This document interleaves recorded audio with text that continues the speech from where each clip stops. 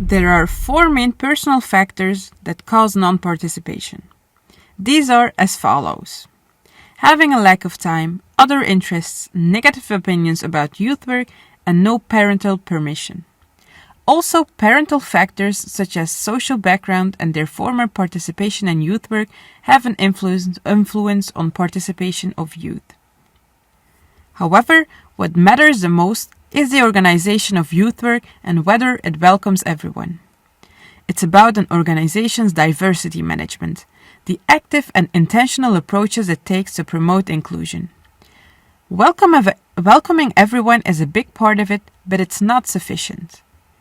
The organizational culture should change to reduce inequities and offer a safe environment in which everyone is valued and can be themselves. In Belgium, organizations can consult the accessibility model, called the 7 B's of accessibility, to make sure their projects and activities are accessible to everyone. It is a good checklist if you want to reach vulnerable, hard-to-reach youth in your daily activities. You can also use it as a guideline to reflect on your past activities. Was your activity accessible enough to everyone? Have you thought of every factor when creating your activity?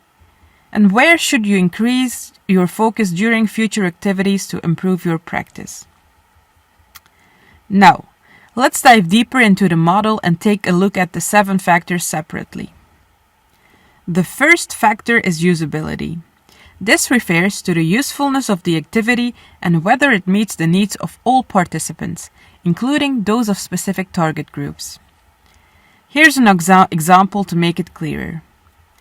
If you want to organize an activity to reach a specific target group, creating partnerships with organizations that already have experience with that specific group can be really helpful. Or an even better approach would be working in a participatory way with the youngsters themselves to make sure the activity is in tune with their needs and desires. The second one is reliability. This one is all about the trustworthiness of the youth worker and the activity.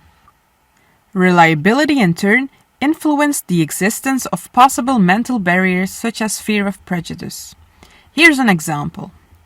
Non-regular activities can be a big barrier for some youngsters and/or their parents. On the other hand, being obliged to participate regularly can also be a threshold. It is therefore important to match it with your target group and see what fits best for them. Comprehensibility is the third factor and refers to the understandability of the information provided about the activity and whether the organization itself communicates in a clear and transparent way.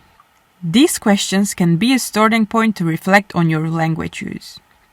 Are all abbreviations and difficult words explained? Are you open to communicating in other languages? Are you transparent and clear enough in your communication? Fourth, there is familiarity in line with comprehensibility. It is essential for the accessibility of your projects that the activities are known by the intended target group. No one wants to jump into the unknown. Create campaigns to promote your youth work and work with local organizations and schools to introduce yourself to youth. Use different ways and different settings to make your activity known and adapted to the target group. You can make use of word of mouth, posters in schools, community centers, local media, and so on. Also make sure it is clear for the young people what they can expect, what they will have to do, and how they will have to do it. The fifth factor is reachability and refers to the physical and spatial accessibility to everyone.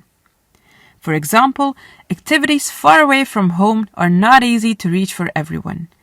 Make sure to check out with your target group what's possible in their context. Can they use public transport or go by bike, on foot, by car?